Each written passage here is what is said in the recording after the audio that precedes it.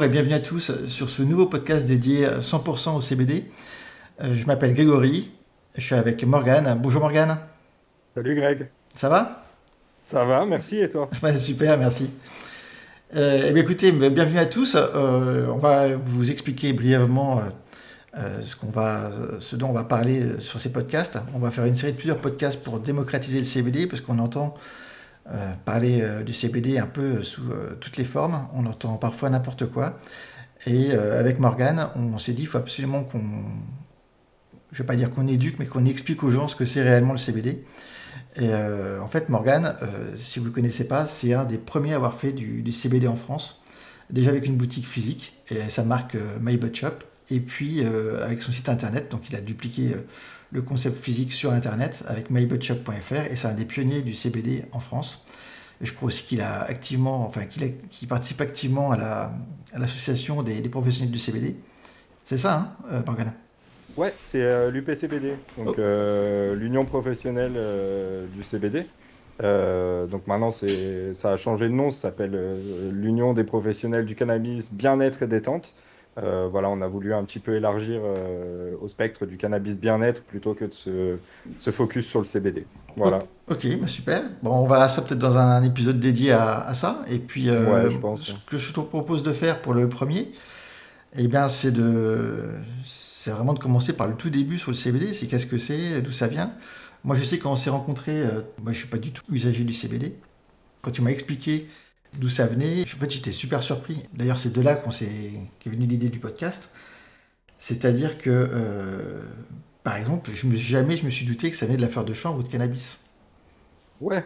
Bah en fait, pour reprendre un petit peu la base, le CBD, en gros, c'est une molécule qu'il y a dans la plante de chanvre, que tout le monde connaît sous sa forme illégale, on va dire, Moi, bien sûr. le cannabis. Donc en fait, le CBD, c'est une molécule qu'on appelle cannabinoïde. Donc ça fait partie de tout un tas de molécules. Il y en a plus de 120 à l'heure actuelle connues, parce que le cannabis en particulier, enfin, Le toutes les côté. molécules n'ont pas encore été découvertes. Il y a encore Ok. beaucoup à faire sur le cannabis. Le CBD fait partie des molécules les plus connues, dont le THC, qui est psychotrope. Ah oui, c'est ce qu'on voit quand on Alors, achète les fleurs où il y a des normes à respecter, c'est ça? exactement, voilà. En France, c'est moins de 0,3. Ok. Dans certains pays européens, ça va jusqu'à 1%. Mais nous, voilà, en France, la législation, c'est moins de 0,3% de THC. Alors que le CBD, lui, n'est pas psychotrope. Il est psychoactif, puisqu'il agit sur le cerveau, mais il n'est pas psychotrope. Ça veut dire que vous ne serez pas défoncé en consommant du CBD. Ok, alors tu vois, j'ai commencé le podcast par ça, parce qu'en fait, quand on va dans une boutique ou quand on regarde sur Internet, en fait, on voit toujours l'appellation fleur de CBD, alors qu'en fait, une fleur de CBD, ça n'existe pas, on est d'accord. Exactement, fleur de CBD, ça veut pas dire grand-chose en fait. On parlerait plus de fleurs à dominance CBD. En fait, les sites web et dans les boutiques, ils mettent ça pour les mots-clés au final. En fait, c'est une fleur de chanvre dans laquelle il y a du CBD, en réalité. Ouais, en fait, c'est une fleur de chanvre avec une forte concentration en CBD. C'est pour ça qu'on dirait plutôt une fleur à dominance CBD, Et alors, plutôt que une fleur de cannabis standard. la question que je me suis déjà posée, on en a déjà parlé, mais du coup, je la repose pour le podcast. Si c'est la même plante que le cannabis illégal, la différence se fait comment? C'est-à-dire comment, d'une même plante, ça peut passer d'un mode légal à illégal ou inversement? Alors souvent, c'est des graines qui sont, on va dire, génétiquement modifiées, déjà de base, pour atteindre un taux de THC très très bas. Il faut que ce soit des graines certifiées, donc c'est des graines qu'on trouve sur un catalogue de graines certifiées Ok. que tous les producteurs en France ou en Europe doivent utiliser, particulièrement en France, ils doivent respecter ce catalogue. Ce catalogue de graines certifiées, il diffère par rapport à d'autres pays européens. D'ailleurs, c'est aussi pour ça qu'il y a certains producteurs français qui se plaignent de ce côté-là, parce qu'ils ne peuvent pas utiliser des graines que d'autres pays européens peuvent utiliser. D'accord. Mais on doit partir de ces graines, les producteurs doivent partir de ces graines pour avoir une fleur finale qui a un taux de THC bien plus bas que de la fleur qu'on trouve dans le domaine illégal. Ah, donc pour bien comprendre, en fait, le problème, c'est le taux de THC en réalité, c'est ça? C'est que Ouais, clairement. en gros, si t'as trop de THC, tu passes en mode cannabis, shit et autres, c'est ça? Comment ça se... Ouais, en fait, on passe dans le côté stupéfiant. D'accord, ok, Voilà. ok. On passe sur le côté stupéfiant. Le 0,3 le 0,3 de THC, nous, il est ultra important. On doit respecter cette valeur-là. C'est pour ça Oui, bien sûr, qu'on ouais. on fait analyser nos fleurs constamment, toute l'année. Chaque nouveau lot doit être analysé pour savoir si ce taux est bien respecté. Ok, Et la seule solution pour savoir si le taux est respecté, c'est de faire analyser par un laboratoire. ok. À l'œil nu, c'est pas possible. Ah bah ouais, j'imagine, j'imagine bien, Voilà, quoi. clairement. Ouais. Et puis prendre un produit qui a pas été vérifié, à mon avis, même au niveau des effets, s'il est pas bon, c'est peut-être... voilà. Prenons pas de risque, ça c'est sûr. Ok, donc attends, j'essaie de remettre un peu les pièces ensemble. Donc en fait, j'ai la plante, et dedans, j'ai des substances, enfin je sais pas comment t'appelles ça, des molécules. Des molécules, ouais. Ok, donc il y a le THC et il y a le CBD. C'est C'est ça. à peu près au même niveau. Enfin, je veux dire, Alors non, c'est le même type de molécules. ouais, c'est le même type de molécules, elles agissent à peu près de la même façon. Après, c'est assez technique, mais voilà, Ah oui, je te demande pas un cours de chimie, hein, t'inquiète pas. Ouais, non, c'est... En fait, c'est les mêmes molécules, mais qui sont totalement différentes en termes d'effet. Il y a dans le corps ce qu'on appelle des récepteurs, les récepteurs CB1, CB2, pour rentrer un petit peu plus quand même dans le côté technique. Ces deux molécules principales que tout le monde connaît, il y en a plein d'autres qui agissent également de la même façon, mais à l'heure actuelle, voilà, le THC et le CBD sont les plus connus. Parce que j'ai déjà vu des autres choses, enfin sur des articles, je vois bien des gens qui parlent des fois de CBG, de CBN. Ouais, c'est Donc, ça, donc ça CBG. fait partie de la centaine de molécules dont tu m'as parlé au départ, en fait, c'est ça? C'est ça, exactement. CBG, CBC, il y en a plein comme ça. Ok. Bon, c'est un peu plus clair. Tu m'avais parlé à un moment donné d'histoire de croissance de plantes aussi. Ouais, alors ça, c'était principalement pour les taux. Ah, d'accord. Voilà, en fait, il y a un cahier des charges à respecter pour l'analyse des plantes. Par exemple, une analyse de fleurs format fini, c'est-à-dire que vous trouvez dans des boutiques de CBD ou sur des sites internet, clairement, ces analyses-là n'ont aucune valeur. Le cahier des charges à respecter, c'est en fonction de la variété en question, qu'on a parlé tout à l'heure par rapport au catalogue des variétés, un format, un cahier des charges à respecter au niveau des analyses. Bah, parce que Généralement, j'imagine que différentes plantes, pardon Morgane, mais j'imagine entre certaines fleurs elles sont plus ou moins fortes, c'est ça en fait? ouais, c'est ça. Par En fait, nature, par nature. par nature, il y a des variétés qui sont plus élevées en THC, d'autres moins élevées. Ok. Et après, vous avez tout l'environnement également dans lequel elles poussent. Les plants de chanvre peuvent pousser soit en extérieur, soit sous serre, ce qu'on appellerait du greenhouse, Oui. ou même en intérieur. Plus communément en anglais, on appelle ça indoor. Ok. Donc il y a plein de façons de faire pousser la plante. Généralement, l'indoor est de meilleure qualité parce qu'on arrive à comment? Ah, tu m'avais dit ça, ils maîtrisaient l'apport de lumière, etc. C'est ça, en fait, on maîtrise tous les paramètres et Et, on n'a pas les paramètres extérieurs parce que et puis qui subit plein de météos diverses en fait. c'est ça, la météo, elle est réglée. En intérieur, on peut tout maîtriser. Ok. Putain, bon, c'est bien, on avance pas mal sur cette découverte des produits CBD. Est-ce que tu vois d'autres trucs à dire sur ceux qui seraient en train d'écouter ce premier podcast et puis qui découvriraient le CBD en général? Il y a un moment donné, il y a un truc sur le HHC il y a un an ou deux. Ouais, alors en fait, le HHC, c'est ce qu'on appelle maintenant les néocannabinoïdes. Mais c'est pareil, c'est Donc, une molécule, c'est la même chose, hein. C'est comme le THC, le CBD. Enfin, je veux alors dire, non, c'est pas du tout. pas du tout, d'accord. Alors, pour le HHC, c'est un peu particulier. C'est une molécule qui est présente naturellement dans la plante, mais plus dans les graines de plante. Ok, C'est-à-dire que, en fait, je vais donner un exemple, pour avoir une huile en 10 millilitres concentrée en HHC naturelle, il nous faudrait des centaines, voire des kilomètres de graines. Parce que c'est présent en tellement faible quantité que c'est très compliqué à extraire.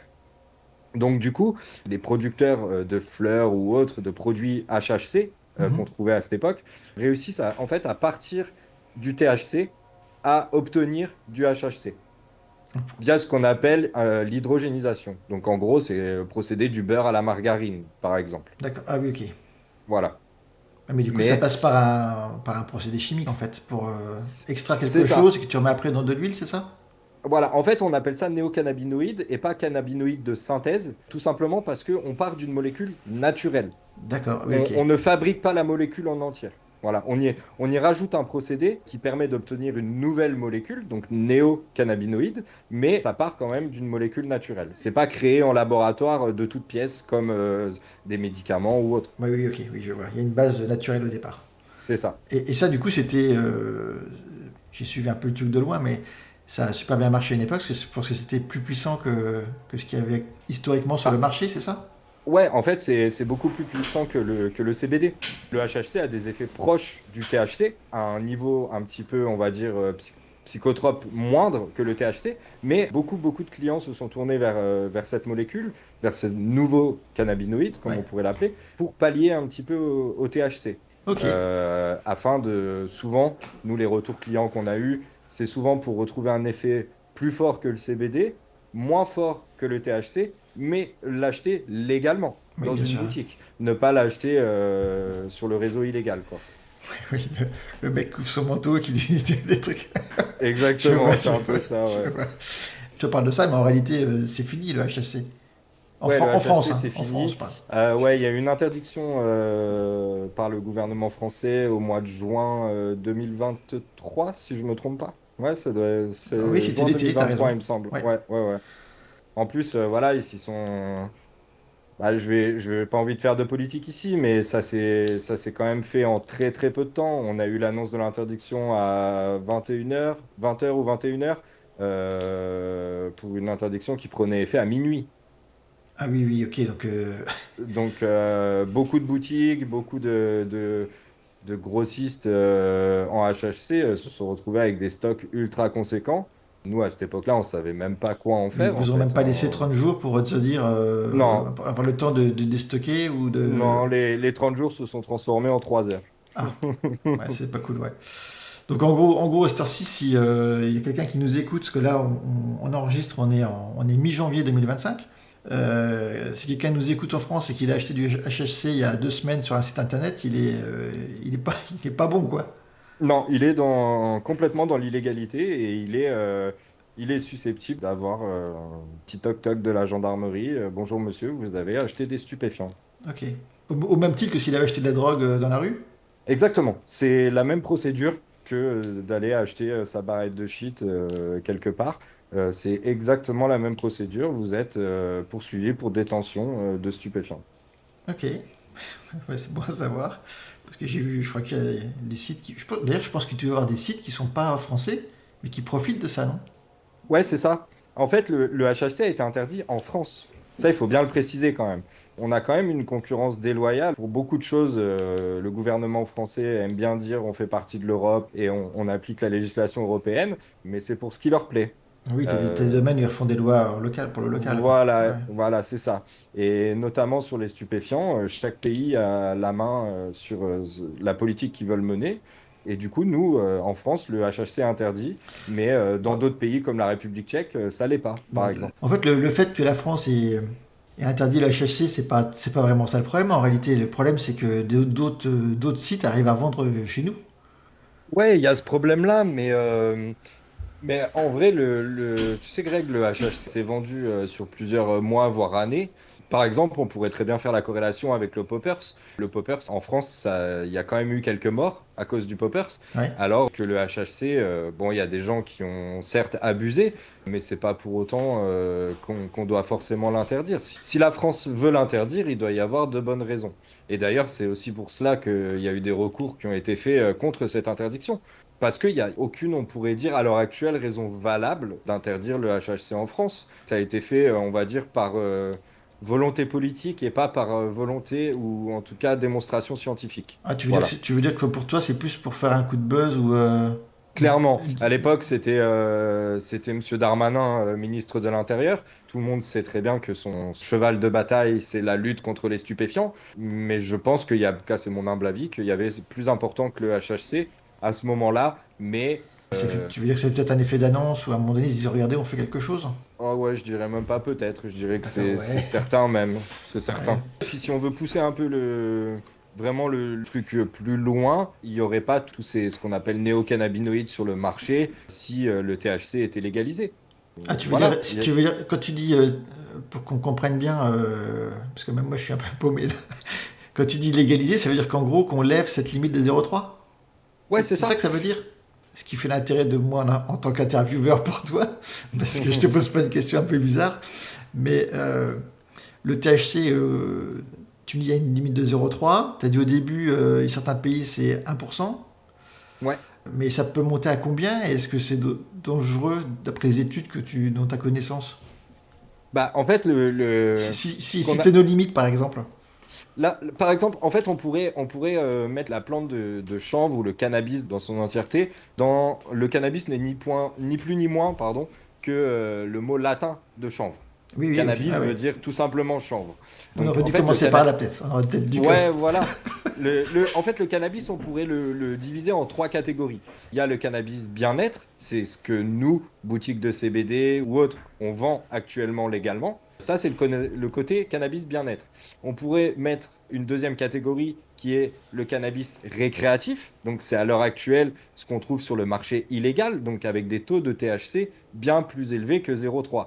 Actuellement, vous avez des fleurs de cannabis qui dépassent les 25, voire 30%, voire même au-delà de THC.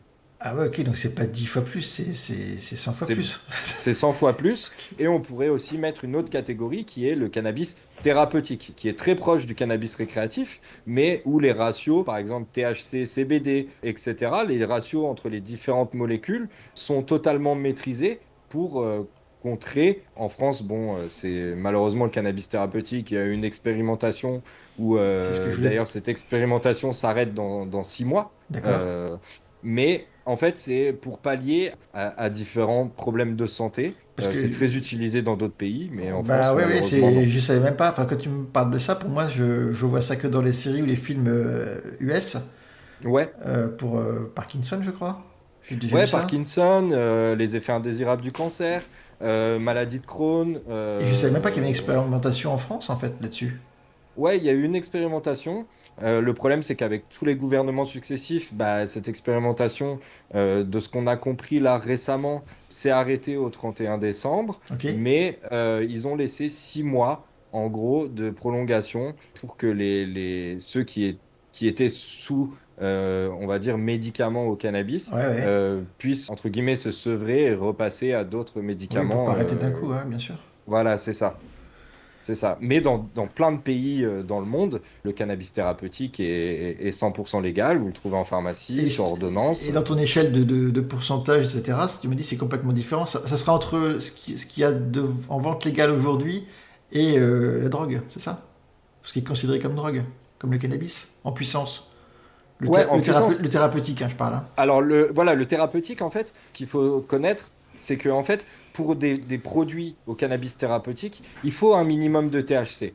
C'est 0,3% de THC, c'est très très rare de trouver à l'heure actuelle des médicaments au cannabis avec 0,3% de THC.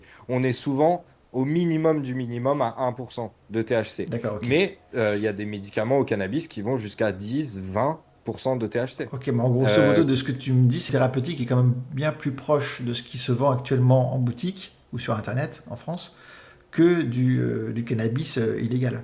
En plus, alors en termes de taux de en THC, termes non, de tête, oui, justement. en THC, ouais. Voilà, en THC, non, c'est plus proche du cannabis récréatif. D'accord. Parce que le cannabis récréatif atteint, comme je le disais tout à l'heure, des taux allant jusqu'à plus de 30% de THC. Et vous avez des médicaments au cannabis qui vont à 20% de THC, par exemple.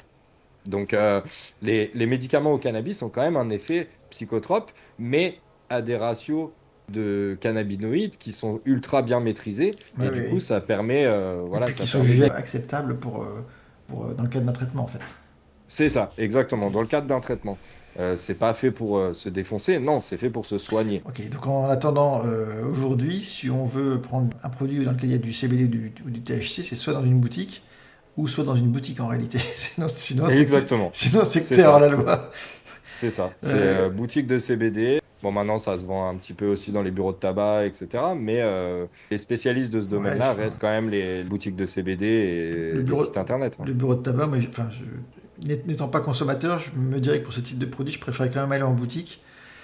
Et Ouais, vous avez quand même un conseil. Je pense que tu as un conseil ouais, quand même qui est plus. je sais pas pour te faire de qui la est- pub, hein, mais je pense toute boutique en général, en fait, c'est que je pense que le bureau de tabac, pour moi, il est plus réservé à quelqu'un qui sait déjà vraiment de quoi il retourne, en fait.